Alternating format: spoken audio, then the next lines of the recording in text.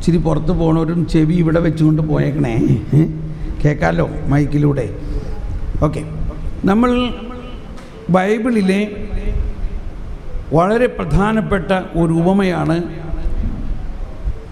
ലൂക്കായുടെ സുവിശേഷത്തിൽ തന്നെ ലൂക്ക 15 മുടിയനായ പുത്രൻ്റെ ഉപമ. ഈ ഉപമയ്ക്ക് സുവിശേഷങ്ങളുടെ സുവിശേഷം എന്നാണ് പറയപ്പെടുന്നത്. Gospel of gospels.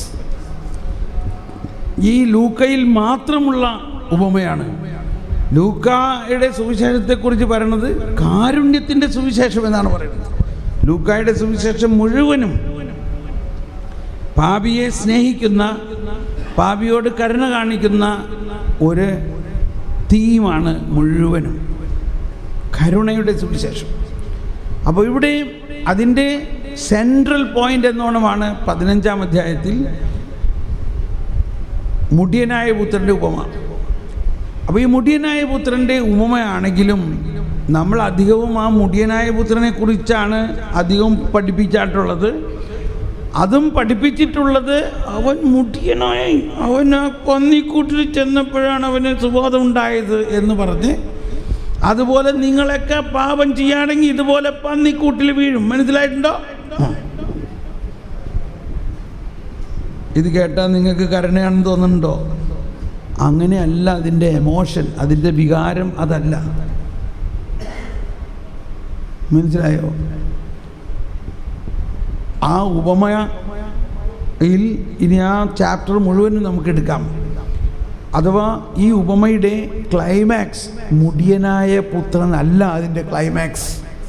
അതിൻ്റെ ക്ലൈമാക്സ് മുടിയനായ പുത്രൻ്റെ ജ്യേഷ്ഠനാണ്.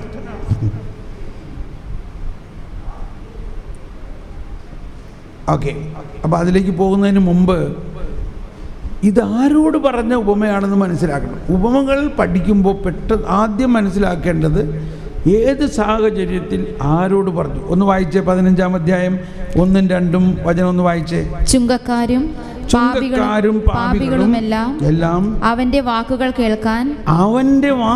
കേൾക്കാൻ അടുത്തു വന്നുകൊണ്ടിരുന്നു.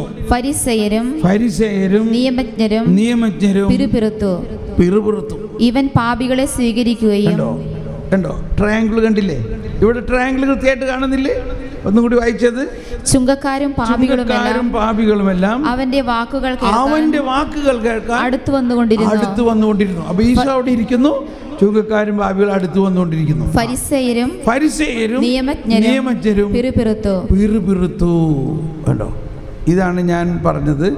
ഇങ്ങനെ ഒരു ട്രയാങ്കുലർ സീൻ ബൈബിളിൽ സുവിശേഷത്തിൽ ഒരുപാട് സ്ഥലത്തുണ്ടെന്നും നമ്മളുടെ ഇന്നത്തെ അവസ്ഥയിൽ ഈ ട്രയാങ്കിൾ അങ്ങനെ തന്നെ നമ്മുടെ ഉള്ളിലുണ്ട്.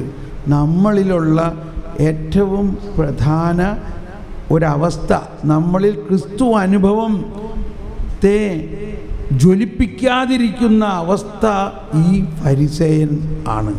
പിറുപിറുക്കുന്ന ഒരു ഫരിസേയൻ, കുറ്റപ്പെടുത്തുന്ന ഫരിസേയൻ, സ്വന്തം ശക്തിയിൽ ആശ്രയിക്കുന്ന ഫരിസേയൻ, മറ്റുള്ളവരോട് അത് പഠിപ്പിക്കുന്ന ഫരിസേയൻ, മറ്റുള്ളവരെ ശിക്ഷിക്കണം എന്ന് പറയുന്ന ഫരിസേയൻ, ശിക്ഷിക്കുക തന്നെ ചെയ്യുന്ന ഫരിസേയൻ, മറ്റുള്ളവരുടെ കുറ്റങ്ങൾ കണ്ടുപിടിച്ച് അത് നാലാളോട് പറഞ്ഞ് അവരെ പരസ്യമായി അപമാനിക്കുന്ന ഫരിസേയൻ. ഒന്നുകൂടി പറഞ്ഞോട്ടെ, ചിലർ ഈ അടുത്തൊരു സ്ഥലത്ത് പോയപ്പോൾ അവർ പറഞ്ഞു എൻ്റെ അമ്മ ആത്മഹത്യ ചെയ്തു എന്ന് പറഞ്ഞു. അപ്പോൾ ഞാൻ ആത്മഹത്യ ചെയ്തവരുടെ കാര്യം പറഞ്ഞ്, ആത്മഹത്യ ചെയ്യുന്നതായിട്ട് നീ പേടിക്കൊന്നും വേണ്ട, കർത്താവിൻ്റെ കരുണ അതിന് കിട്ടും. കാരണം ഇപ്പോഴത്തെ നമ്മുടെ വിശ്വാസത്തിൽ ആത്മഹത്യ ഒരാൾ ചെയ്യുന്നത് ആ സാഹചര്യം അവനെ ജീവിക്കാൻ അനുവദിക്കാത്തത് കൊണ്ടാകാം, ഒരു മാനസിക വിഭ്രാന്തി കൊണ്ടാകാം, ഒരു പൈശാചിക പ്രവൃത്തി കൊണ്ടാകാം. ഇത് മൂന്നിലും അവനല്ല അതിൻ്റെ ഉത്തരവാദി. ഇപ്പോൾ ആരോ ചിന്തിക്കേണ്ട, ബ്രദർ പറയണതെല്ലാം നമ്മളല്ല ഉത്തരവാദി, എല്ലാത്തിനും നമ്മളല്ല ഉത്തരവാദി എന്ന് പറയും. ഇങ്ങനെ പറയുകയാണെങ്കിൽ എല്ലാവരും ആത്മഹത്യ ചെയ്യാൻ നോക്കൂലേ? അങ്ങനെ പറ്റില്ല. അത് അങ്ങനെ എളുപ്പം പറ്റുന്ന കാര്യമൊന്നുമല്ല. ചെയ്ത് നോക്കുന്നു. ഒരാൾ പറഞ്ഞു അയാൾ 7 പ്രാവശ്യം ചെയ്യാൻ നോക്കി. അയാൾ ഗൾഫിൽ ആയിരിക്കുമ്പോൾ 7 നില കെട്ടിടം 14 നില കെട്ടിടത്തിൻ്റെ മുകളിൽ കയറിയിട്ട് അതിൻ്റെ പാരപ്പറ്റിമേന്ന് അങ്ങെടുത്ത് ചാടാൻ നോക്കി. ആ പാരപ്പറ്റി കയറിയപ്പോൾ അയാൾ പുറോട്ട് ഇങ്ങോട്ട് വീണു. അങ്ങോട്ട് ചാടാൻ പറ്റണില്ല. അങ്ങനെ 7 പ്രാവശ്യം ഇയാൾ ആത്മഹത്യ ചെയ്യാൻ ശ്രമിച്ചിട്ട് പറ്റണില്ല. അപ്പോൾ ഈ ആത്മഹത്യ ചെയ്യാൻ ശ്രമിച്ചാൽ അങ്ങനെ എളുപ്പം പറ്റുമൊന്നുമില്ല. അത് കഴിഞ്ഞിട്ട് അവൻ ഇവിടെ എറണാകുളത്ത് നിന്ന് എങ്ങാണ്ട് കണ്ണൂർ പോണ വണ്ടിയിൽ കയറി ഇരുന്നിട്ട് അതിനകത്തിരുന്ന് ഉറക്ക ഗുളിക കഴിച്ച് ആത്മഹത്യ ചെയ്യാം. അപ്പോൾ അത് കഴിക്കാൻ വേണ്ടി ഒരു ശക്തി കിട്ടാൻ വേണ്ടി കുറച്ച് വിസ്കി കുടിച്ചു, അല്ലെങ്കിൽ ബ്രാൻഡി കുടിച്ചു, അല്ലെങ്കിൽ ചാരായം കുടിച്ചു. അത് കുടിച്ചതോടുകൂടി അവനങ്ങനെ ഇരുന്ന് മയങ്ങിപ്പോയി. രാവിലെ നോക്കിയപ്പോൾ കയ്യിൽ ഉറക്ക ഗുളിയൊക്കെ കയ്യിലിരിക്കട്ടെ. അങ്ങനെ 7 പ്രാവശ്യം ആത്മഹത്യ ചെയ്യാൻ പരിശ്രമിച്ചിട്ട് സാധിച്ചില്ല. അപ്പോൾ ഓക്കെ, ഇപ്പം എന്തിനാണത് പറഞ്ഞതാ? ഒരു സഹോദരി പറഞ്ഞ അവളുടെ അമ്മ ആത്മഹത്യ, എന്നിട്ട് അവൾക്ക് അമ്മ ആത്മഹത്യ ചെയ്തതിലൊന്നുമല്ല. അപ്പോൾ ഇത് പറഞ്ഞപ്പോൾ അവൾക്ക് സമാധാനമായി. പക്ഷെ അവളുടെ പ്രയാസം അതൊന്നുമല്ല. ബ്രദറെ, എൻ്റെ അമ്മ ഇവിടുത്തെ നമ്മുടെ കത്തോലിക്ക സ്കൂളിലൊരു ടീച്ചറായിരുന്നു. ആ അമ്മയ്ക്കെതിരെ മറ്റുള്ള ടീച്ചർമാർ അപഖ്യാതികളുണ്ടാക്കി. അത് സഹിക്കാഞ്ഞിട്ടാണ് അമ്മ ആത്മഹത്യ ചെയ്തത്. ആ കൊച്ചു പറഞ്ഞത് എന്താണോ ശരിയെന്ന് എനിക്ക് അറിഞ്ഞൂടാ, പക്ഷേ അവൾ പറഞ്ഞത് ഇതാണ്. ഞാനപ്പോൾ ചിന്തിക്കുന്ന ഇതാണ്, നമ്മൾ മറ്റുള്ളവരുടെ അപഖ്യാതി, അതായത് അവരുടെ ഇതൊരു പ്രാക്ടിക്കൽ കാര്യം ഞാൻ പറയണം കേട്ടോ. നമ്മളാരും മറ്റുള്ളവർ അപമാനിതരാകുന്ന രീതിയിൽ ഒരു വാക്ക് പോലും ഇനി നിങ്ങളിൽ ഉണ്ടാകില്ല, ഞാൻ ഗ്യാരണ്ടി ചെയ്തു തരാം. എങ്ങനെയാണെങ്കിൽ ഈ ദൈവരാജ്യത്തിൻ്റെ സ്നേഹം നമ്മളിൽ ഉദിക്കുകയാണെങ്കിൽ. നോക്കുമ്പോൾ മറ്റുള്ളവർ ഭയങ്കര തെറ്റായിരിക്കാൻ ചെയ്തേക്കണേ, പക്ഷെ നമ്മൾ അവരെ വിമർശിക്കാനോ അവർക്ക് അപഖ്യാതി ഉണ്ടാക്കാനോ നമുക്ക് തോന്നില്ല. അതാണ് ദൈവരാജ്യം. മറിച്ച് നമ്മൾ അവർക്ക് വേണ്ടി ഒരുപക്ഷെ രാത്രി മുഴുവനും മുട്ടുമ്പോൾ നിന്ന് പ്രാർത്ഥിച്ചേക്കും. ആ പ്രാർത്ഥനയിലൂടെ അവരിൽ വ്യത്യാസം ഉണ്ടാവും.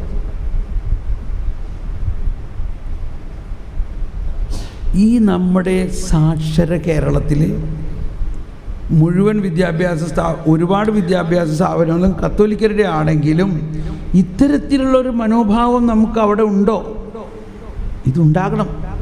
നമ്മുടെ കാറ്റഗിസം സ്കൂളുകളിൽ ഇത്തരത്തിലുള്ളൊരു മനോഭാവം ഉണ്ടോ?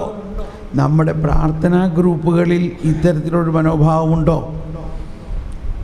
ഇത് നമ്മൾ വിമർശിക്കാനല്ല, ഇതിലേക്കാണ്. ഇതാണ് സുവിശേഷം, ഇതാണ് പുതിയ സുവിശേഷം. ഈ സ്നേഹം, അതാണ് കൊച്ചുരേസ്യ പറഞ്ഞത്. പൗലോസ്ലീഹ പറഞ്ഞു, എന്തെല്ലാം വരങ്ങളുണ്ടായാലും സ്നേഹമില്ലെങ്കിൽ ഒന്നുമല്ല. അതുകൊണ്ട് എനിക്ക് വേറെ ഒരു വരവും വേണ്ട, സ്നേഹം മാത്രം മതി. അപ്പോൾ ഇത് വ്യക്തിപരമായി നിങ്ങളൊന്ന് പരിശ്രമിക്കും. നിങ്ങൾ ഇത്രയും പരിശ്രമിച്ചാൽ മതി. കണ്ടിട്ടും കാണണ്ട, കേട്ടിട്ടും കേൾക്കണ്ട.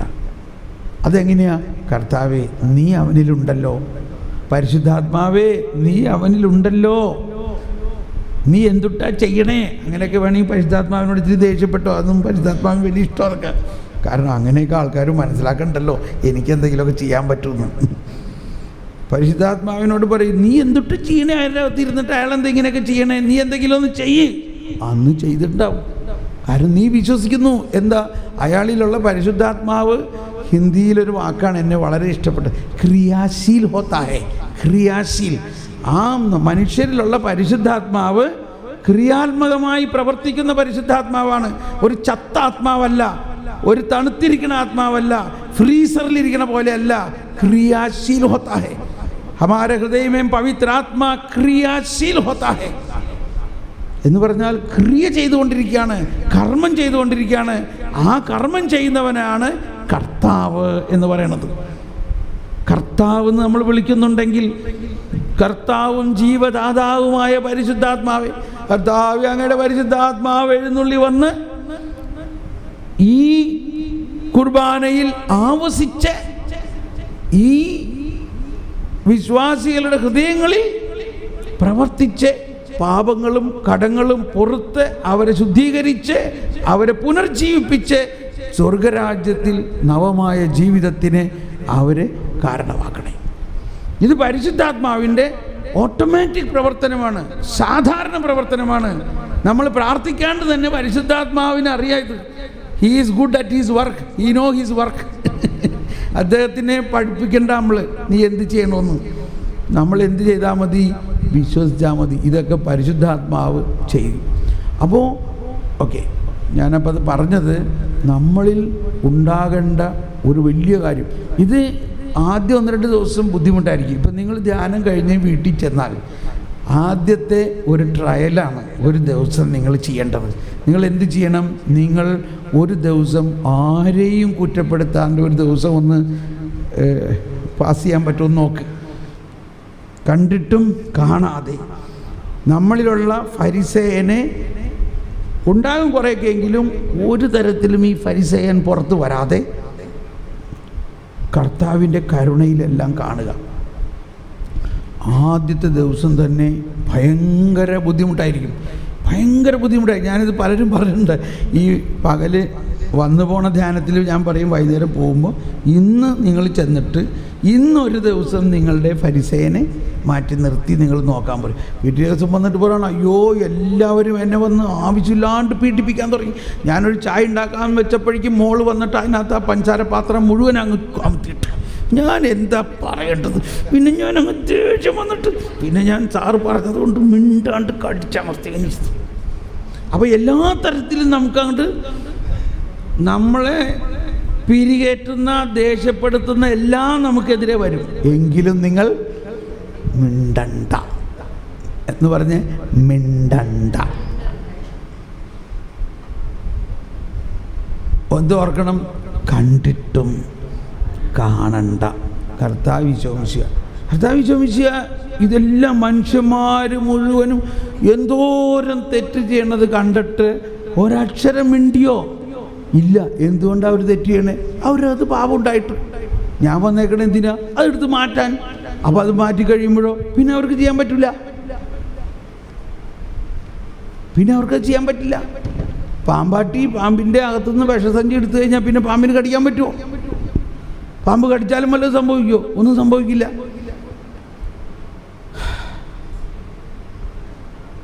ഓക്കെ, അപ്പോൾ നമുക്ക് അവർ പിറുപിറുത്തു കൊണ്ടിരുന്നു. അപ്പോൾ നമ്മൾ ആ ട്രയാങ്കിളാണ് പറഞ്ഞത്. ചിലപ്പോൾ ഇനിയും പറയും, എന്നോട് ക്ഷമിക്കണം. ഈ ട്രയാങ്കിൾ കണ്ടെത്തി എന്നുള്ളതാണ് എനിക്കുള്ള ഭയങ്കര സന്തോഷം. എൻ്റെ അകത്ത് തന്നെ ഒരു ഫരിസേയനെ ഞാൻ കണ്ടെത്തി. അതിനുശേഷമാണ് ഞാൻ കുമ്പസാരവും കുർബാനയിലുമെല്ലാം മറ്റൊരനുഭവമാണ്, ജീവിതത്തിലും മറ്റൊരനുഭവമാണ്. ഞാൻ ആരുടെയും കുറ്റം കണ്ടുപിടിക്കാൻ നോക്കാറില്ല. ഇപ്പോൾ അത് കണ്ടാൽ പണ്ടുള്ള മാതിരി എനിക്ക് അവരെ വിമർശിക്കാനോ അവരെ താഴ്ത്തി ചിന്തിക്കാനോ തോന്നാറില്ല. ഇപ്പോൾ ഒന്ന് ശുശ്രൂഷാ മേഖലയിലാണെങ്കിൽ നമ്മുടെ ആ വചനം ഒന്നുകൂടി പറഞ്ഞെല്ലാവരും ശുശ്രൂഷകളിൽ വൈവിധ്യമുണ്ടെങ്കിലും ആത്മാവ് ഒന്ന് തന്നെ. ഇതൊന്നുകൂടി പറഞ്ഞെല്ലാവരും ശുശ്രൂഷകളിൽ വൈവിധ്യമുണ്ടെങ്കിലും ആത്മാവ് ഒന്ന് തന്നെ. അതുകൊണ്ട് നമ്മൾ ആരുടെയും ശുശ്രൂഷകളെ മോശമായിട്ടോ വിലയിരുത്തുകയോ മാർക്കിടുകയോ വിമർശിക്കുകയോ ചെയ്യരുത്. അത് തന്നെ നമുക്ക് ഭയങ്കര ആത്മാവിൻ്റെ അഭിഷേകം തരും, വലിയ അഭിഷേകമാണ്. കാരണം പരിശുദ്ധാത്മാവ് ആ ഒരു സമൂഹത്തിന് അതുപോലെ ചെയ്യണ്ടാവും. നമ്മുടെ സമൂഹത്തിന് വേറൊരെണ്ണമായിരിക്കും. ആ വ്യക്തി തന്നെ കുറേ കഴിയുമ്പോൾ വേറെ ഒന്നായിരിക്കും കൊടുക്കുക വെളിപാട്. അതുകൊണ്ട് നമ്മൾ ആ ഒരു അവസ്ഥയിൽ വരുമ്പോൾ നമുക്ക് ഭയങ്കര ഫ്രീഡമാണ്. ഇതൊക്കെ ഞാനീ പറയണത് ഫരിസേയർ അവരെ നോക്കി പിറുപിറുത്തു കൊണ്ടിരുന്നു എന്നത്, അന്ന് അവരങ്ങനെ ചെയ്തത് ഇന്ന് നമ്മളെല്ലാവരും ചെയ്തുകൊണ്ടിരിക്കുന്നു എന്നതാണ് വാസ്തവത്തിൽ നമ്മുടെ നവീകരണത്തിൻ്റെ ആവശ്യമായിട്ടുള്ള ഒന്ന്.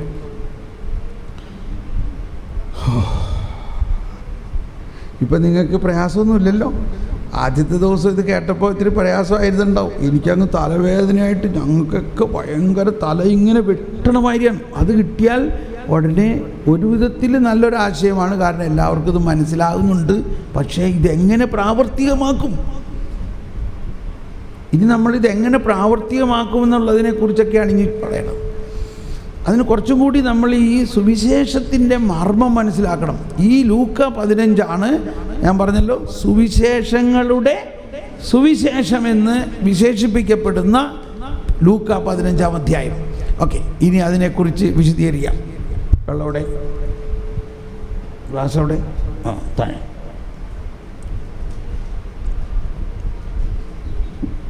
വെള്ളം നിറച്ച് വെച്ചു. എല്ലാവരും ഒന്നും കൂടി ഒന്ന് കരമുയർത്തി സൂചിച്ച് ഇത് വളരെ ശ്രദ്ധിച്ച് കേൾക്കണം. വളരെ മാധുര്യമേറിയ ഒരു ഉപമയാണിത്. ഇതും യൂട്യൂബിൽ ജീസസ് വണ്ടറിലുണ്ട്. ഹല്ലേലൂയ ഹല്ലേലൂയ ഹല്ലേലൂയ. യേശുവേ സ്തോത്രം, യേശുവേ നന്ദി, പരിശുദ്ധാത്മാവേ നന്ദി. ഓ പരിശുദ്ധാത്മാവേ നന്ദി, പരിശുദ്ധാത്മാവേ ഇതെല്ലാം വെളിപ്പെടുത്തി തന്നതിന് നന്ദി പറയണ പരിശുദ്ധാത്മാവേ. ഓ പരിശുദ്ധാത്മാവേ ഞങ്ങൾക്ക് വേണ്ടി പ്രാർത്ഥിക്കണമേ. പരിശുദ്ധാത്മാവേ ഞങ്ങൾക്ക് വേണ്ടി പ്രാർത്ഥിക്കണമേ. ഈ ഉപമയുടെ രഹസ്യം ഞങ്ങൾക്ക് ഉൾക്കൊള്ളാനായിട്ടും ഇത് മനസ്സിലാക്കി തരുന്നേ. Price the Lord.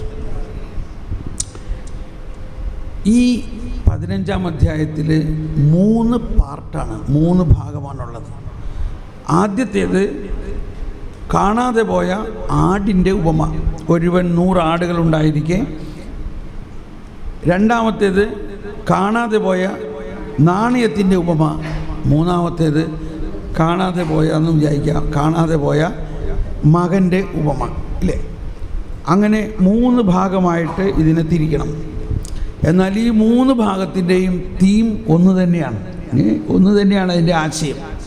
പക്ഷേ അതിൻ്റെ ഉള്ളിൽ ഒരുപാട് ഒളിഞ്ഞു കിടക്കുന്ന രഹസ്യങ്ങളുണ്ട്.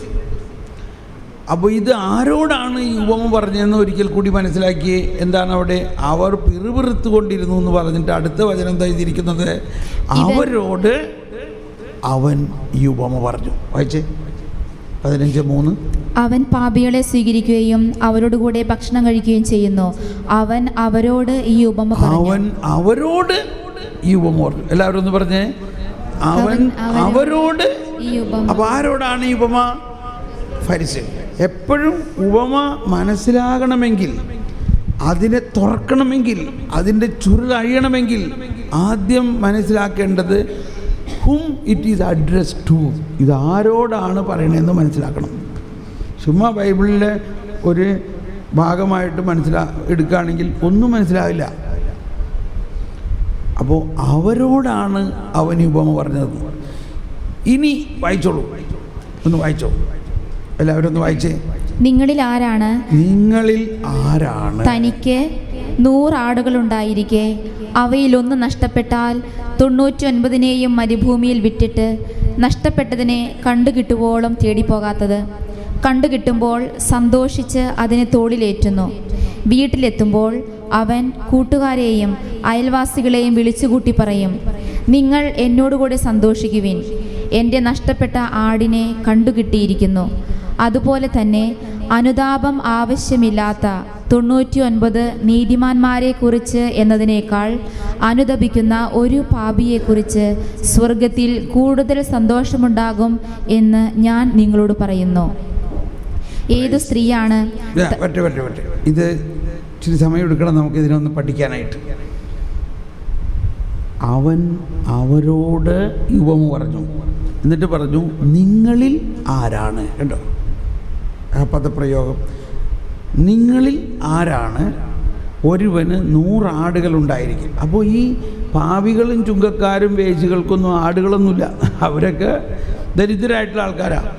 പക്ഷേ അവിടുത്തെ സമ്പത്തുള്ള ആൾക്കാരാണ് ഫരിസേയരും നിയമജ്ഞരും. അവരുടെ സമ്പത്തിൻ്റെ പ്രധാന കാര്യങ്ങൾ ഞാൻ ഒരിക്കൽ പറഞ്ഞു. ഒന്ന് ആട് കൃഷി, അതായത് ആട്ടുംകൂട്ടങ്ങളുണ്ടാവും. മറ്റൊന്ന് മുന്തിരിത്തോട്ടങ്ങൾ. അതുകൊണ്ട് മുന്തിരിയുടെ ഉപമയും അവർക്ക് തന്നെയാണ് പറയുന്നത്. പിന്നെ മറ്റൊന്ന് മീൻപിടുത്തം, മത്സ്യബന്ധനം ഉണ്ടാകാം. പിന്നെ മറ്റൊന്ന് കൃഷി. ഈ 4 കാര്യങ്ങളാണ് ആ നാട്ടുകാരുടെ പ്രധാന ബിസിനസ്സും അല്ലെങ്കിൽ ജീവിത. അപ്പോൾ അതുകൊണ്ട് ആ മേഖലയിലാണ് ഉപമകളെല്ലാം വരിക. നിങ്ങളിൽ ആരാണ് ഒരുവന് 100. അപ്പോൾ ഇവിടെ 2 കാര്യം പഠിക്കണം. ഈ ആടുകളെല്ലാം ഗുഹകളിലാണ് പ്രാർത്ഥിക്കുന്നത്. എന്നിട്ട് അവിടുന്ന് ഒരു മരുഭൂമി താണ്ടി, അതായത് മരുഭൂമി കടന്ന് പച്ച പുല്ലുള്ള സ്ഥലങ്ങൾ. അപ്പോൾ പച്ച പുല്ല് എല്ലായിടത്തും ഇല്ല. അവിടെ ചില സ്ഥലങ്ങളിൽ അല്പം പച്ചപ്പ്, അതായത് അടിയൊഴുക്ക്, വെള്ളത്തിൻ്റെ അടിയൊഴുക്കുള്ള സ്ഥലത്ത് മാത്രമേ പച്ചപ്പുല്ലുള്ളൂ. ആ അർത്ഥത്തിലാണ് നമ്മുടെ 23-ാം സങ്കീർത്തനം, അതായത് പണ്ടേ മുതലുള്ള ബൈബിളിലെ ഒരു തീമാണ് ഇടയനും ആടും. ഇടയനും ആടും. ഇത് കണ്ടോ ഇവിടെ. ഇനി നമുക്ക് അല്പം അതിനെക്കുറിച്ച് ജനറലായിട്ടൊന്ന് മനസ്സിലാക്കാം. എന്താണ് ഈ ആടും ഇടയനും എന്ന് പറയുന്നതിൻ്റെ തത്വം?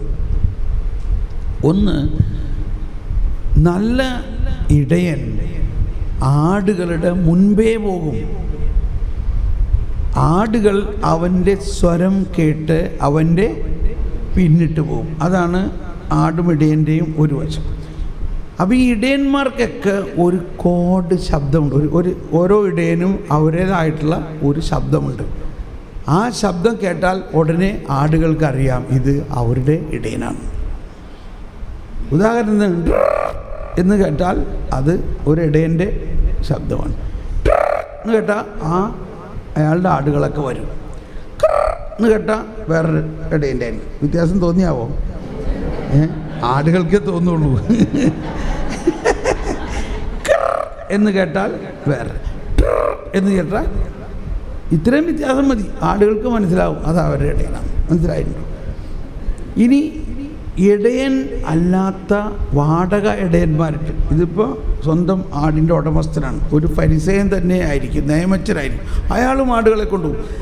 അങ്ങനെ കുറേ ആടുകളുണ്ടെങ്കിൽ അതിന് ഇടയന്മാർ നിയോഗിക്കും. അവർ ആടുകളുടെ മുമ്പേ നടക്കില്ല, അവർ ആടുകളുടെ പുറകെ നടക്കണാടെ നടക്കണം പറഞ്ഞ് ഇങ്ങനെ പുറകെ. നമ്മൾ ഈ റോഡിലൂടെയൊക്കെ ആടിനെ കൊണ്ടുപോകുന്ന ആടുകളുടെ ഇടയൻ പുറകെയാണ് നടക്കുന്നത്. അത് ശ്രദ്ധിക്കണം. അവർ വാടക ഇടയന്മാരാണ്, ജോലിക്കാരാണ്, തൊഴിലാളികളാണ്. അവർക്ക് ആടുകളെക്കുറിച്ച് അത്ര വലിയ, അവർക്ക് വൈകുന്നേരം വരെ ആടിനെ മേച്ച് വന്നു കഴിഞ്ഞാൽ ശമ്പളം കിട്ടിയെന്നല്ലാണ്ട് ആടുമായിട്ട് അത്രയ്ക്ക് വലിയൊരു ആത്മബന്ധമില്ല. ഈ അർത്ഥത്തിലാണ് ഈശോ 10-ാം അധ്യായത്തിൽ യോഹന്നാനെ പറഞ്ഞത്, ഞാൻ നല്ല ഇടയനാണ്. നല്ല ഇടയൻ എന്ന് പറഞ്ഞാൽ എൻ്റെ ആടുകൾ. കണ്ടോ ആ വാക്ക് നോക്കി, എൻ്റെ ആടുകൾ. സാധാരണ മറ്റുള്ള ഇടയൻ്റെ ആടുകൾ അയാളുടെ അല്ല, അയാളൊരു തൊഴിലാളിയാണ്. അയാൾക്ക് എൻ്റെ ആടെന്ന് പറയാൻ പറ്റില്ല. അപ്പം ആരോ ചിന്തിക്കാൻ, ഇങ്ങനെയൊക്കെ സൂക്ഷിച്ച് ബൈബിൾ വായിക്കണോ? അങ്ങനെയല്ല. ഓരോ ചെറിയ വാക്കിനെയും നിർത്തി എന്താണ് അതിൻ്റെ അർത്ഥം എന്ന് ഒന്ന് ചിന്തിക്കണം. എൻ്റെ ആടുകളെന്ന് പറഞ്ഞാൽ എന്താ അർത്ഥം? ആ അർത്ഥത്തിലാണ് അവിടെ പറയുന്നത്. പെട്ടെന്ന് ഇപ്പോൾ ലൂക്കയിലാണ് നമ്മൾ, ലൂക്ക ഇവിടെ അല്ലേ, യോഹന്നാൻ 10:27 10:27 വായിച്ച്. എൻ്റെ ആടുകൾ കണ്ടോ, എൻ്റെ ആടുകൾ എൻ്റെ സ്വരം ശ്രവിക്കുന്നു, എനിക്ക് അവയെ അറിയാം, അവ എന്നെ അനുഗമിക്കുന്നു, ഞാൻ അവയ്ക്ക് നിത്യജീവൻ നൽകുന്നു, അവ ഒരിക്കലും നശിച്ചു പോവുകയില്ല, അവയെ എൻ്റെ അടുക്കൽ നിന്ന് ആരും പിടിച്ചെടുക്കുകയില്ല. Praise the Lord. എല്ലാവരും രക്ഷിക്കപ്പെടും എന്നതിൻ്റെ ഒരു വചനമാണിത്. എല്ലാ ആത്മാക്കളും യേശുവിനെ സംബന്ധിച്ച് എൻ്റെ ആടുകളാണ്.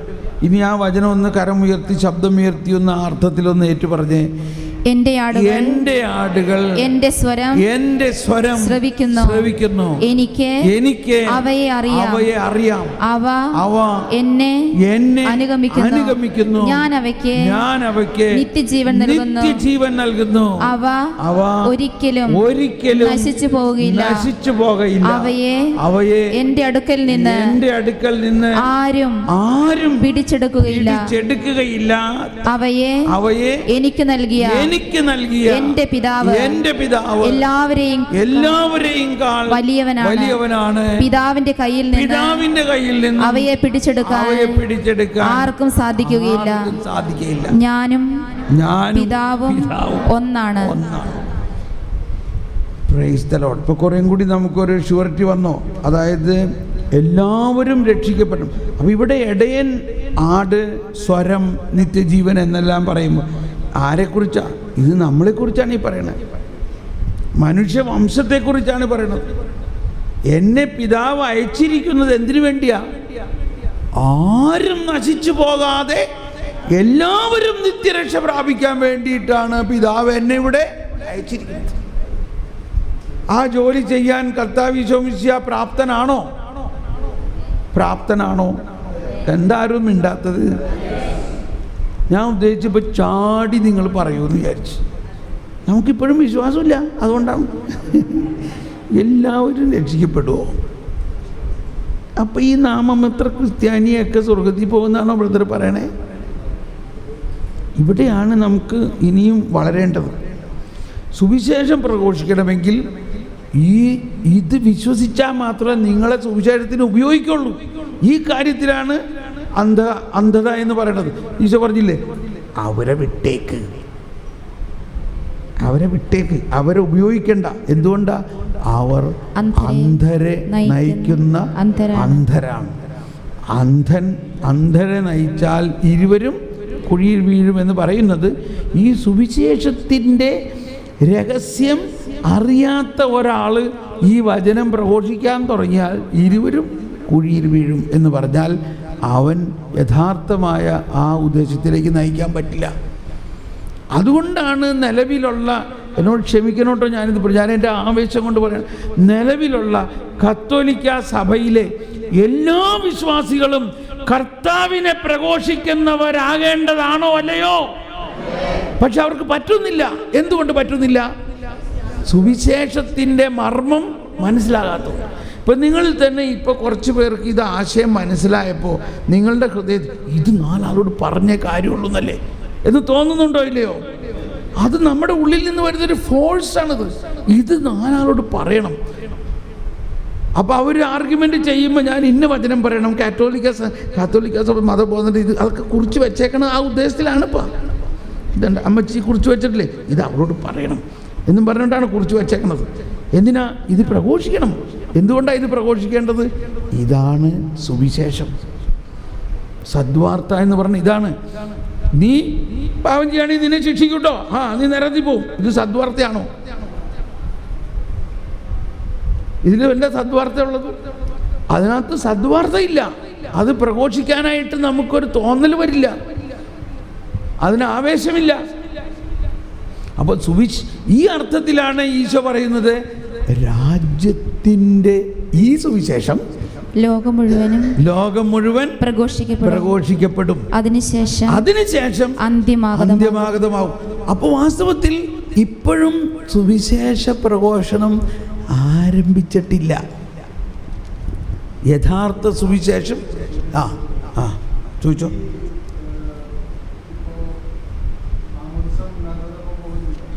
അതൊക്കെ പറയാം. പെട്ടെന്ന് മാമോദിസ പൊങ്ങാത്തവർ അതിന് നമ്മളിങ്ങനെ മനസ്സിലാക്കേണ്ടത്, മാമോദീസ എന്തെല്ലാം തരത്തിലുള്ള മാമോദീസകളുണ്ട്. ഇപ്പം നമ്മൾ സാധാരണ മാമോദീസ എന്ന് നമ്മൾ മനസ്സിലാക്കുന്നത് നമ്മുടെ കത്തോലിക്ക വിശ്വാസത്തിലുള്ള മുഖ്യമുള്ള മാമോദീസയാണ്. പലതരത്തിലുള്ള മാമോദീസയുണ്ട്. ഇപ്പം ആ നല്ല കള്ളൻ മാമോദീസ മുങ്ങിയിട്ടാണോ പറയും? എന്നാൽ അവൻ മാമോദീസ മുങ്ങി. അവനെങ്ങനെ മാമോദീസ മുങ്ങി? ആഗ്രഹത്താലുള്ള മാമോദീസ. അപ്പോൾ പലതരത്തിലുള്ള മാമോദീസ ഉണ്ട്. അതൊക്കെ ഇതിൻ്റെ അർത്ഥം അതൊക്കെ വരണുണ്ട്. ചേട്ടൻ ധൃതിയായി ഇപ്പോൾ. Thank you. അതൊക്കെ വരണ്ട്. നമ്മൾ പടിപടിയായിട്ട് നീങ്ങുകയാണ് കേട്ടോ. അതിൻ്റെ അർത്ഥം അങ്ങനെയല്ല, എന്നാൽ അങ്ങനെയാണ് താനും. നീ അയച്ചുകൊണ്ട് വിഷമിക്കണ്ട. അപ്പോൾ ഇതിൻ്റെ എല്ലാം കാരണം എന്ന് വെച്ചാൽ നമുക്ക് ഉൾക്കൊള്ളാൻ പറ്റില്ല. ഇപ്പോഴെല്ലാവരും സ്വർഗത്തിൽ പോകുന്നു. നമ്മൾ എങ്ങനെയെങ്കിലും കുറച്ച് പേരൊന്ന് ഒഴിവാക്കാൻ ശ്രമിക്കുകയാണോ?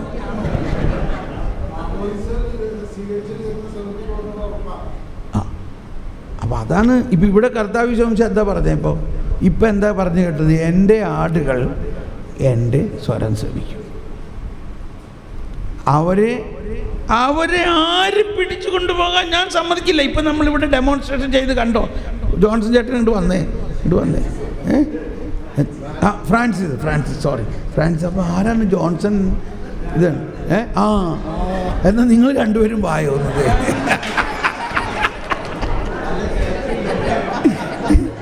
ഇത് ജോൺസണും ഇത് ഫ്രാൻസിസും. ഇപ്പം ആരാ ഇതിനകത്ത് ജയിക്കണേ?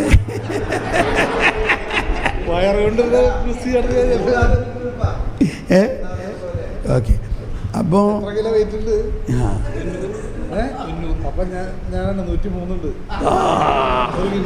പക്ഷേ ഇപ്പൊ ജോൺസൺ അഭിനയിക്കാൻ പോണത് പിശാചിന്റെ റോളാണ്.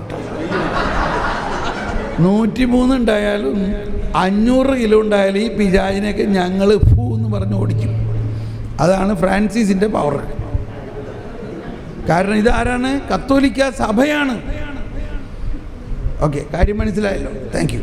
അപ്പം നമ്മൾ മനസ്സിലാക്കേണ്ടത് ഇതാണ്. ഈ ദണ്ഡവിമോചനത്തെക്കുറിച്ചൊക്കെ നമ്മൾ പറയുമ്പോൾ നമ്മൾ മനസ്സിലാക്കേണ്ടത് നമ്മളൊരു വ്യക്തിയാണ് എന്ന അതേ സമയത്ത് നമ്മൾ യേശുവിൻ്റെ സഭയാകുന്ന ശരീരത്തിൻ്റെ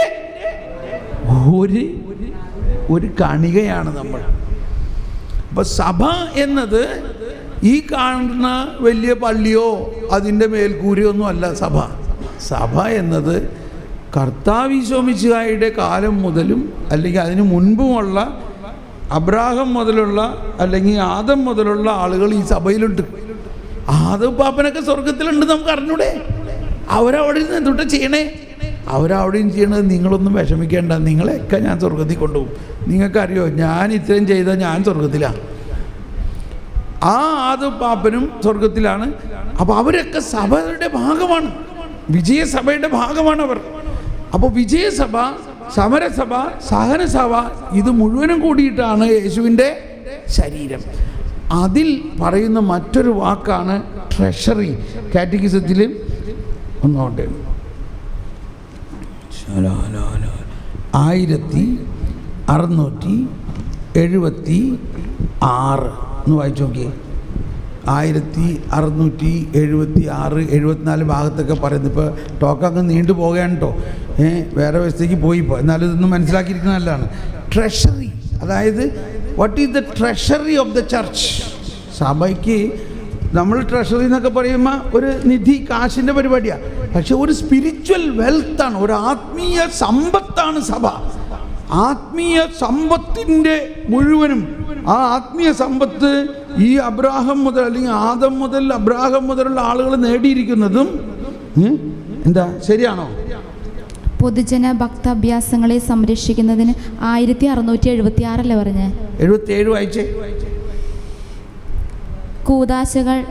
കൂദാശ കൽപ്പങ്ങൾ സഭ സ്ഥാപിച്ചിട്ടുള്ള വിശുദ്ധ അടയാളങ്ങളാകുന്നു.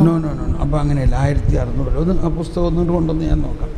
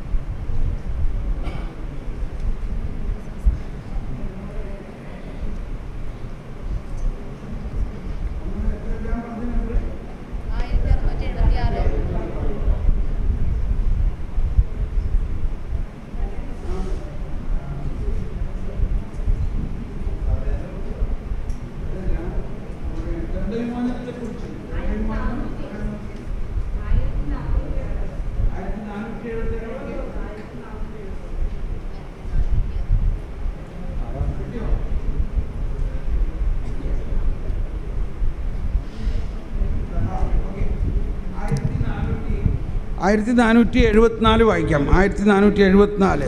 തൻ്റെ പാപത്തിൽ നിന്ന് തന്നെ തന്നെ ശുദ്ധീകരിക്കുവാനും ദൈവത്തിൻ്റെ കൃപാവര സഹായത്താൽ തന്നെ തന്നെ വിശുദ്ധീകരിക്കുവാനും പരിശ്രമിക്കുന്ന ക്രിസ്ത്യാനി ഒറ്റപ്പെട്ടവനായിരിക്കുകയില്ല. ഇല്ല. ദൈവമക്കളിൽ ഓരോരുത്തരുടെയും ജീവിതം ക്രിസ്തുവിലും ക്രിസ്തുവിലൂടെയും വിസ്മയനീയമായ വിധത്തിൽ എല്ലാ ക്രൈസ്തവ സഹോദരങ്ങളുടെയും ജീവിതവുമായി ക്രിസ്തുവിൻ്റെ മൗതിക ശരീരത്തിൻ്റെ പ്രകൃത്യാതീതമായ ഐക്യത്താൽ ഒറ്റ മൗതിക വ്യക്തിയെ എന്ന പോലെ കൂട്ടിച്ചേർന്നിരിക്കുന്നു. പുണ്യവാന്മാരുടെ ഐക്യത്തിൽ സ്വർഗീയ ഭവനത്തിൽ എത്തിച്ചേരുന്നവരും ശുദ്ധീകരണ തലത്തിൽ തങ്ങളുടെ പാപങ്ങളിൽ നിന്ന് ശുദ്ധീകരണം നേടുന്നവരും ഇപ്പോഴും ഭൂമിയിൽ തീർത്ഥാടകരായി കഴിയുന്നവരുമായ വിശ്വാസികൾ തമ്മിൽ സ്നേഹത്തിൻ്റെ ശാശ്വതമായ ഒരു ബന്ധവും എല്ലാ നന്മകളുടെയും സമൃദ്ധമായ വിനിമയവും ഉണ്ട്. കേട്ടോ, സ്വർഗീയ ഭവനത്തിൽ എത്തിച്ചേർന്നവരും ശുദ്ധീകരണ സ്ഥലത്തിൽ തങ്ങളുടെ പാപങ്ങളിൽ നിന്ന് ശുദ്ധീകരണം നേടുന്നവരും ഇപ്പോഴും ഭൂമിയിൽ തീർത്ഥാടകരായി കഴിയുന്നവരുമായ വിശ്വാസികൾ തമ്മിൽ സ്നേഹത്തിൻ്റെ ശാശ്വതമായ എറ്റേണൽ ഒരു ബന്ധവും എല്ലാ നന്മകളുടെയും, അതായത് ഈ വിശുദ്ധർ ചെയ്ത നന്മകളും ശുദ്ധീകരണ സ്ഥലത്തിൽ ആയിരിക്കുന്നവരും ഇവിടെ നന്മകൾ ചെയ്തിട്ടുണ്ടല്ലോ, നമ്മൾ ചെയ്തു. ഈ എല്ലാ നന്മകളുടെയും ഒരു ട്രഷറിയാണ്. നന്മകളുടെയും സമൃദ്ധമായ വിനിമയം ഉണ്ട്. അത്ഭുതാവഹമായ ഈ കൈമാറ്റ പ്രക്രിയയിൽ ഒരാളുടെ വിശുദ്ധിയിൽ നിന്നും മറ്റെല്ലാവർക്ക് പ്രയോജനം കിട്ടുന്നു. Praise the Lord. ഒരാളുടെ വിശുദ്ധിയിൽ നിന്ന്, അതാണ് പുണ്യാന്മാരുടെ ഐക്യം എന്ന് പറയുന്നത്. നമ്മൾ അവരുടെ മധ്യസ്ഥ പ്രാർത്ഥന മാത്രമല്ല ചിന്തിക്കേണ്ടത്, അവരുടെ വിശുദ്ധിയിൽ നിന്നും അശുദ്ധനായ എന്നിലേക്ക് ഒരു സമ്പർക്കത്തിലൂടെ നമ്മളിലേക്ക് അത് പ്രവഹിക്കുന്നു, അത് ലഭിക്കുന്നു. അങ്ങനെ പുണ്യവാന്മാരുടെ ഐക്യത്തെ ആശ്രയിക്കുന്നതിലൂടെ അനുതാപി പാപത്തിനുള്ള ശിക്ഷകളിൽ നിന്ന് കൂടുതൽ വേഗത്തിലും ഫലപ്രദമായും ശുദ്ധീകരിക്കപ്പെടാനിടയാവും. അപ്പോൾ നമ്മൾ മനസ്സിലാക്കുന്നുണ്ട് ശിക്ഷയില്ല എന്ന്, പക്ഷേ ശിക്ഷ യേശുക്രിസ്തു ഏറ്റെടുത്തിരിക്കുന്നു. എന്നാൽ ഇപ്പം നമ്മൾ ഇവിടെയൊക്കെ ഈ പാപം എന്ന് പറയുന്ന മാതിരി അല്ല പ്രധാനം. പല സ്ഥലങ്ങളിൽ ഇപ്പോൾ 10 കൊലപാതകം ചെയ്ത ഒരാൾ, മനസ്സിലാവുന്നുണ്ടോ? ഇവിടെ അങ്ങനെയൊന്നും ആൾക്കാരൊന്നുമില്ല, അതൊക്കെ ഫോറിനില്ല എന്ന് പറഞ്ഞാൽ വിശുദ്ധന്മാരും ഫോറിനിലാണ്. വലിയ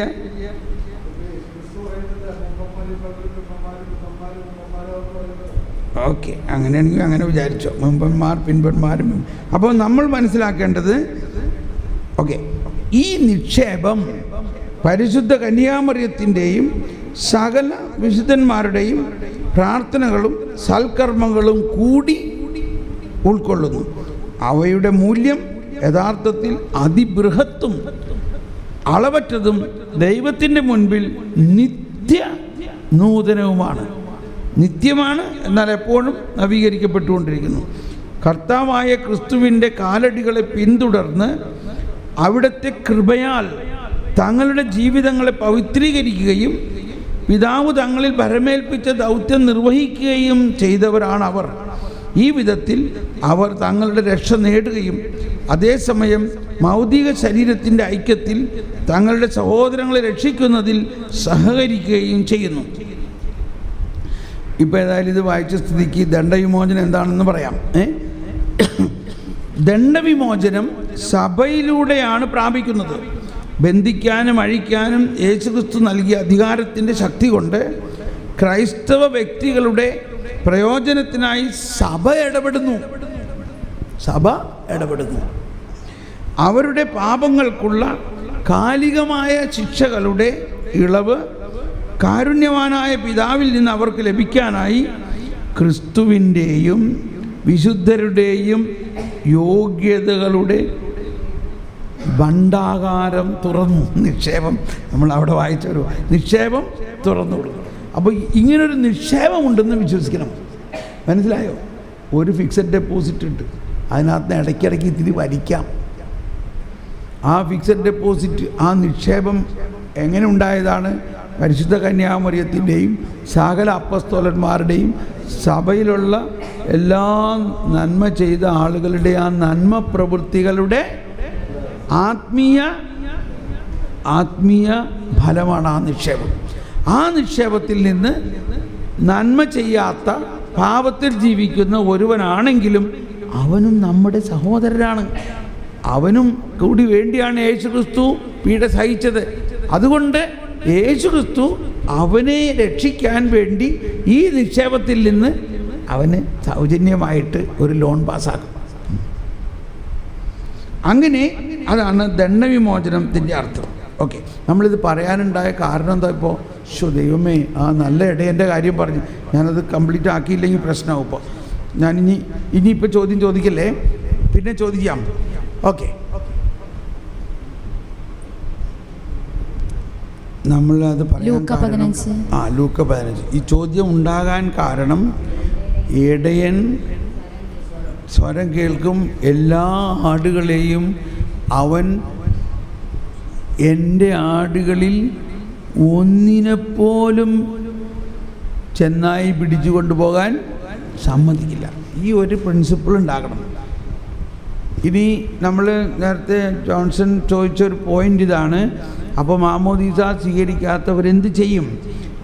അവർക്ക് വിസ്മരണീയമായ രീതിയിൽ റിഡംതോറിസ് മിസ്യോ എന്ന ചാക്രിയ ലേഖനത്തിൽ പറയുന്നത്, ഒരുവൻ യേശുക്രിസ്തുവിനെ അറിയുന്നില്ലെങ്കിൽ അതിൻ്റെ കാരണം അവനെ അറിയിക്കാഞ്ഞതുകൊണ്ടാണ്.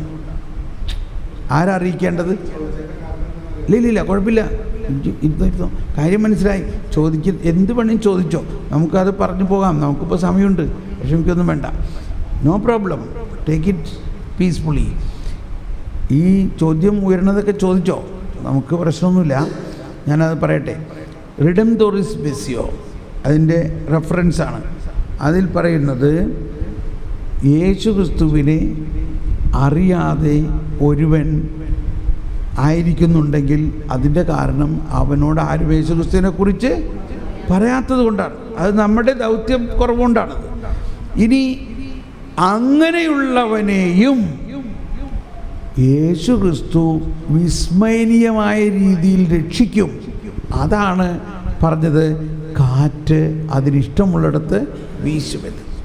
ഇപ്പോൾ നമ്മുടെ തന്നെ കൂട്ടത്തിൽ പല സാക്ഷ്യങ്ങളും കേട്ടിട്ടുണ്ട്. ഒരു എന്താണ് ബീവിയുടെ സാക്ഷ്യം? നസീല ബീവി എന്നും പറഞ്ഞൊരു മുസ്ലിം സ്ത്രീയുടെ സാക്ഷ്യം. അത് നിങ്ങൾ എവിടെയെങ്കിലും കേട്ടു, അല്ലെങ്കിൽ യൂട്യൂബിലുണ്ട്. അത് വളരെ പോപ്പുലറാണ്. അവളുടെ അടുത്ത് ഒരു മിഷണറി അല്ലെങ്കിൽ ഒരു പെന്തക്കോസ്തക്കാരൻ ചെന്നു. റോഡ് സൈഡിൽ നിൽക്കുന്ന നേരത്ത് ഇങ്ങനെ കർത്താവിശംശയായി പറഞ്ഞ് അവർ ദേഷ്യപ്പെട്ട് ബൈബിളൊക്കെ കത്തിച്ചു കളഞ്ഞു. അന്ന് അവൾ നിസ്കരിച്ചുകൊണ്ടിരിക്കുമ്പോൾ കർത്താവിശോമിശുക പ്രകാശമായിട്ട് നേരിട്ട് അവളുടെ അടുത്ത് വന്നു. അവളോട് പറഞ്ഞു, നീ വിശ്വസിക്കുന്ന അതല്ല നിന്നെ സ്വർഗത്തിൽ കൊണ്ടുപോകുന്നത്. നിന്നെ സ്വർഗത്തിൽ കൊണ്ടുപോകാൻ ഞാനാണ് രക്തമൊഴുക്കിയിരിക്കുന്നത്. അങ്ങനെ നേരിട്ട് അവളോട്. ഇപ്പോൾ ഇത് ഞാൻ പറയുമ്പോൾ, ഞാനൊരു ദാനത്തിലൊരു കൊച്ചു വന്ന് പറഞ്ഞതാണ്, എൻ്റെ പേര് അമ്പിളി, ഞാൻ ആരും യേശുവിനെ കുറിച്ച് എന്നോട് പറഞ്ഞിട്ടില്ല. ഞാനൊരു ദിവസം രാത്രി കിടന്നുറങ്ങുമ്പോൾ എൻ്റെ അടുത്ത് സുന്ദരനായ വെള്ള വസ്ത്രം ധരിച്ച ഒരാൾ വന്ന് നിൽക്കണം. ഞാൻ ചാടി എഴുന്നേറ്റു. അപ്പോൾ പറയാണ്, ഭയപ്പെടേണ്ട അമ്പിളി, അമ്പിളി, ഞാൻ യേശുവാണ്. മനസ്സിലാവുന്നുണ്ടോ? നമ്മൾ വിചാരിക്കുന്ന മാതിരി അല്ല. കാറ്റ് അതിന് ഇഷ്ടമുള്ളിടത്ത് വീശുന്നു എന്നാണ് ജോൺ പോൾ രണ്ടാമൻ മാർപ്പാപ്പ റിഡംതോറിസ് മിസ്യോ എന്ന ചാത്രിക ലേഖനത്തിൽ. എന്നിരുന്നാലും നമ്മൾ സുവിശേഷം പ്രഘോഷിക്കുമ്പോൾ, സുവിശേഷം അറിയുമ്പോൾ അവരെല്ലാവരും ഈ മാമോദീസ സ്വീകരിക്കുന്നതിലേക്ക് വരണം. അതാണ് നമ്മുടെ പ്രൈമറി ചിന്ത. അപ്പോൾ അത് വേണം തന്നെയാണ് നമ്മൾ ചിന്തിക്കേണ്ടത്. എന്നിരുന്നാലും ചിലവർക്ക് കർത്താവ് നേരിട്ട് മാമോദീസ കൊടുക്കാം, ആഗ്രഹത്തിലുള്ള മാമോദീസ കൊടുക്കാം, രക്തം കൊണ്ടുള്ള മാമോദീസ കൊടുക്കാം. അതാണ് രക്തസാക്ഷിത്വം. ഏതാ എടാ ഇപ്പം കുർബാന ഇല്ല കുർബാന സ്വീകരിക്കാൻ പറ്റില്ല. ഇതിപ്പോൾ ആ ടോപ്പിക്കിലേക്ക് പോരുത്. ഇതിപ്പോൾ മാമോദീസ സ്വീകരിക്കാതെ ഒരാൾ സ്വർഗത്തിൽ പോണ കാര്യമാണ് പറയണത്. മനസ്സിലാവുന്നുണ്ടോ? ആ ഇനി കുർബാന സ്വീകരണം എന്ന് പറഞ്ഞാൽ തന്നെ നമ്മൾ മാമോദീസ സ്വീകരിക്കാത്ത ഒരാൾ കുർബാന സ്വീകരിക്കരുത് എന്ന് പറയണതിൻ്റെ അർത്ഥം അതാണ് യഥാർത്ഥ അയോഗ്യത അല്ലെങ്കിൽ യോഗ്യത. മാമോദീസ സ്വീകരിക്കുമ്പോഴേ ഈശോയുടെ ശരീരവും രക്തവും സ്വീകരിക്കാനുള്ള യോഗ്യത ഉണ്ടാകുന്നുള്ളൂ. അപ്പോൾ അയോഗ്യതയോടെ ഈ അപ്പം ഭക്ഷിക്കുന്നവൻ എന്ന് പറയുന്നത് ഈ മാമോദീസ സ്വീകരിക്കാതെ അത് ഭക്ഷിക്കരുതെന്നും ഇത് ക്രിസ്തുവിൻ്റെ ശരീരമാണെന്നുള്ള വിവേചനം കൂടാതെ ഭക്ഷിക്കരുതെന്നുള്ളതാണ്. പക്ഷെ നമ്മളിവിടെ ഒരു ചെറിയ പാപം ചെയ്താലും അത് അയോഗ്യതയാണെന്ന് വിചാരിക്കുകയാണ്. അത് ശരിയല്ല. എന്താ ആ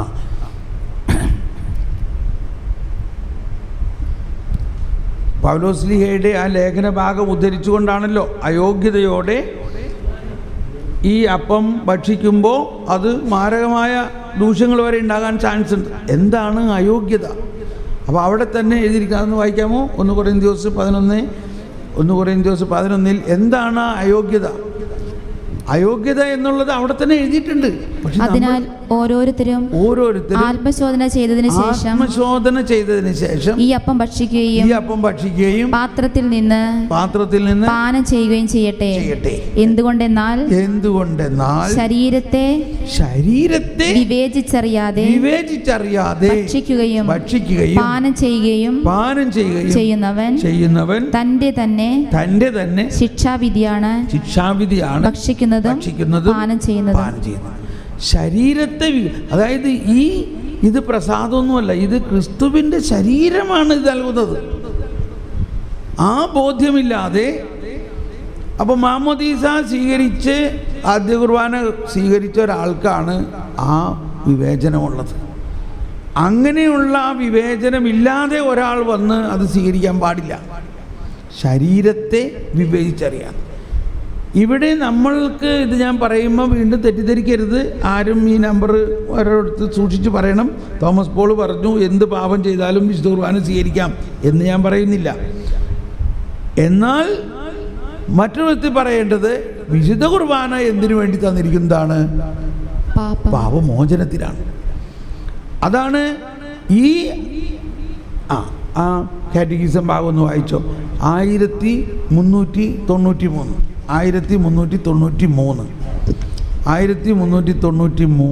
പറയുന്നത് വിശുദ്ധ കുർബാന സ്വീകരണത്തിലൂടെ നമുക്ക് ലഭിക്കുന്നതാണ് പാപമോചനം. നമ്മൾ കുമ്പസാരത്തിൽ മാത്രമേ പാപമോചനം ഉള്ളൂ എന്നാണ് വിചാരിക്കണേ. അങ്ങനെയല്ല. കുമ്പസാരത്തിൽ തീർച്ചയായിട്ടും പൂർണ്ണ പാപമോചനമുള്ള പോലെ തന്നെ കുർബാനയിലും പാപമോചനമുണ്ട്. വായിച്ചോളൂ. ദിവ്യകാരുണ്യ സ്വീകരണം നമ്മെ പാപത്തിൽ നിന്ന് അകറ്റുന്നു. ഒന്ന് വായിച്ചേ, ഒന്നുകൂടി എല്ലാവരും കരമുയർത്തി ഏറ്റു പറഞ്ഞേ. ദിവ്യകാരുണ്യ സ്വീകരണം നമ്മെ പാപത്തിൽ നിന്ന് അകറ്റുന്നു. ദിവ്യകാരുണ്യത്തിൽ നാം സ്വീകരിക്കുന്ന ക്രിസ്തുവിന്റെ ശരീരം നമുക്ക് വേണ്ടി നൽകപ്പെട്ടതാണ്. നാം പാനം ചെയ്യുന്ന തിരുരക്തം പാപമോചനത്തിനായി അനേകർക്ക് വേണ്ടി ചിന്തപ്പെട്ടതാണ്. ഇക്കാരണത്താൽ നമ്മെ കഴിഞ്ഞകാല പാപത്തിൽ നിന്നും ശുദ്ധീകരിക്കാതെയോ ഭാവി പാപങ്ങളിൽ നിന്ന് സംരക്ഷിക്കാതെയോ നമ്മെ ക്രിസ്തുവിനോട് ഐക്യപ്പെടുത്താൻ ദിവ്യകാരുണ്യത്തിന് കഴിയുകയില്ല. സൂക്ഷിക്കണം ആ പ്രയോഗം. അതൊരു വളഞ്ഞ പ്രയോഗമാണ്. അതായത് ഇക്കാരണത്താൽ അതായത് ഇങ്ങനെയാണ്, അതിന് വേറെ വിധത്തിൽ വ്യാഖ്യാനിക്കാം. ഈ സ്വീകരിക്കുന്ന ഈശോ തന്നെയാണ് ആ അന്ത്യ വേളയിൽ അപ്പസ്തോലന്മാരുടെ കാൽക്കൽ ഇരുന്നു കൊണ്ട് അവരുടെ കാല് കഴുകി. എന്നിട്ട് പറഞ്ഞു, ഞാൻ നിന്നെ കഴുകുന്നില്ലെങ്കിൽ നീ ഞാനുമായി പങ്കില്ല. ഈ ഈശോ തന്നെയാണ് വിശുദ്ധ കുർബാനയിൽ നമ്മളിലേക്ക് വരുന്നത്. എന്നിട്ട് ആ ഈശോ നമ്മുടെ ഉള്ളിൽ വന്നാൽ ആദ്യം ചെയ്യുന്നത് എന്താ? നമ്മളെ ശുദ്ധീകരിക്കുന്നു. ഏതുപോലെ? ഈ അപ്പസ്തോലന്മാരുടെ കാല് കഴിയുക. അത് കഴിഞ്ഞാലേ എനിക്ക് നീയുമായിട്ട് സംബന്ധമുള്ളൂ. ഹിന്ദിയിൽ അതാണ് പറഞ്ഞത്, മൈ തുംകോ നഹി ദോ ഡാൽതാ ഹെ തോ മേരാ തുമാരാ കോയി സംബന്ധ് നഹി ഹെ. എന്ത് മനോഹരമാണത്! ഞാനും നീയുമായിട്ടൊരു സംബന്ധമില്ല. എങ്ങനെയല്ലെങ്കിൽ ഞാൻ തന്നെ നിന്നെ കഴുകിയില്ലെങ്കിൽ. അപ്പം നമ്മളിൽ വരുന്ന ഈശോ ഈ ശരീരവും രക്തവുമായിട്ട് വരുന്ന അത് ഈശോ ആണ്. ഒരു വ്യക്തിയാണ് നമ്മളിലേക്ക് വരുന്നത്. ആ വ്യക്തിയുടെ പ്രഥമ പ്രവർത്തനം എന്താണ്? നമ്മളെ വിശുദ്ധീകരിക്കാതെ നമ്മളുമായിട്ട്. ഇപ്പം നമ്മളൊരു CD പ്ലെയറിൽ ഒരു CD ഇട്ടു, അത് വർക്ക് ചെയ്യണില്ല. അതെടുത്തിട്ട് എന്ത് ചെയ്യും? നമ്മൾ ഒന്ന് തുടയ്ക്കും. എന്താ? അതുമ്പോൾ കുറച്ച് അഴുക്കുണ്ടായിരുന്നു, തുടച്ച് കഴിഞ്ഞപ്പോൾ ഒന്ന് വർക്ക് ചെയ്യണം. എന്ന പോലെ നമ്മുടെ ആത്മാവിൽ ഈ പരമപരിശുദ്ധനായ യേശുവിനെ നമ്മുടെ ആത്മാവിൽ ലയിക്കണമെങ്കിൽ നമ്മുടെ ആത്മാവിനെ യേശു തന്നെ ആദ്യം കഴുകണം. Price the Lord. മനസ്സിലായെന്ന് തോന്നുന്നു ഇല്ലേ? അത് നമ്മൾ സ്വീകരിക്കുന്ന ആ വിശുദ്ധ കുർബാനയുടെ ഓട്ടോമാറ്റിക് പ്രോസസ്സാണ്. ഈശോ അതാണ് പറയുന്നത്, നമ്മൾ സ്വീകരിച്ച ദിവ്യകാരുണ്യത്തിന് നമ്മെ ശുദ്ധീകരിക്കാതെ നമ്മളുമായിട്ട് ഒന്നു ചേരാൻ പറ്റില്ല എന്ന് പറഞ്ഞതിൻ്റെ അർത്ഥം. അപ്പോൾ എന്നിരുന്നാലും വളരെ നാളായിട്ട് കുമ്പസാരിച്ചിട്ടില്ലെങ്കിലും കുമ്പസാരിക്കണം. മാരകമായ പാപങ്ങൾ ചെയ്തിട്ടുണ്ടെങ്കിൽ കുമ്പസാരിച്ചിട്ട് ഈ സ്വീകരിക്കുന്നതാണ് സഭ പറയുന്നത്. പക്ഷെ അതേ സമയത്ത് നമ്മൾ വിശ്വസിക്കണം, ചെറിയ ചെറിയ പാപങ്ങളാണ് ഉള്ളതെങ്കിൽ കുർബാനയിൽ തന്നെ ഒരു പാപമോചന ശുശ്രൂഷയാണ്. അതാണ് ദാസരുടെ പാപങ്ങളും കടങ്ങളും ക്ഷമിക്കണേ. അപ്പോൾ അത് കഴിഞ്ഞിട്ട് വൈദികൻ നിങ്ങളുടെ പാപങ്ങൾ ക്ഷമിച്ചിരിക്കുന്നു എന്ന് ഒരു അബ്സല്യൂഷൻ പോലെ തരികയാണ്. എന്ന പോലെ ലത്തീൻ കുർബാനയിലാണെങ്കിൽ അത് കുർബാനയുടെ ആദ്യം തന്നെയാണ്. നമ്മൾ മനസ്താപപ്രകടനം ചൊല്ലി നമ്മുടെ പാപങ്ങളിൽ നിന്നും മോചനത്തിന് വേണ്ടി അവസാനം വൈദികൻ നിങ്ങളുടെ പാപങ്ങൾ ക്ഷമിച്ചിരിക്കുന്നു. അപ്പോൾ കുർബാന സ്വീകരണത്തിൽ അയോഗ്യത എന്ന് പറയുന്നത് പാപമല്ല. അയോഗ്യത എന്ന് പറയുന്നത് ക്രിസ്തുവിൻ്റെ ശരീരമാണ് ഇത് എന്ന് വിവേചിച്ചറിയാതെ അത് സ്വീകരിക്കുന്നതാണ് അയോഗ്യത. മറിച്ച് കുർബാനയിൽ 33 പ്രാവശ്യം പറയുന്നുണ്ട്, ഇത് നിങ്ങളുടെ പാപമോചനത്തിനായി ഞാൻ നൽകുന്ന എൻ്റെ ശരീരമാകുന്നു.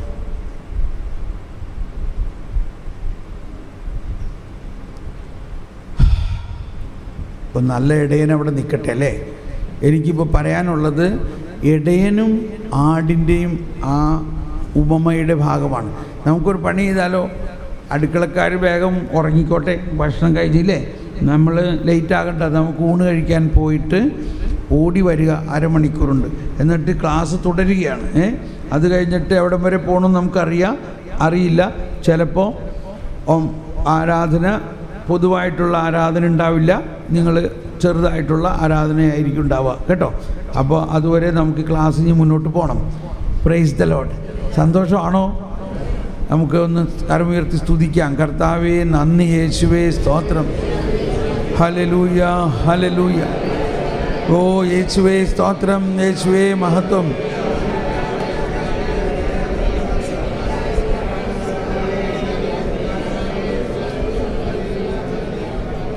Price the Lord. ഇപ്പോൾ നമുക്ക് ഊണ് കഴിക്കാൻ പോകാം. പെട്ടെന്ന് ആർക്കെങ്കിലും ഈ ഇത്രയും പറഞ്ഞ ക്ലാസ്സിൽ